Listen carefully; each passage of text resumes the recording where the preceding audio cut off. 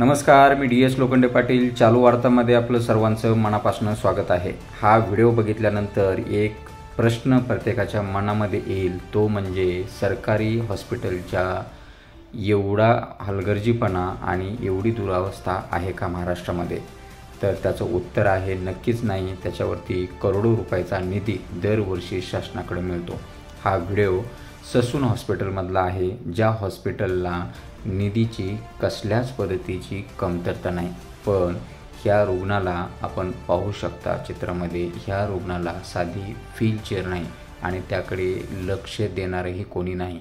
मग आता पुन्हा एक प्रश्न पडतो, लाखो रुपये पगारी घेणारे, मॅनेजमेंट करणारे आणि तिथे असणारे कर्मचारी आहेत कुठे? कोणाच्याही नजरेस हा व्यक्ती पडला कसा नाही, हाही तेवढाच महत्त्वाचा प्रश्न आहे.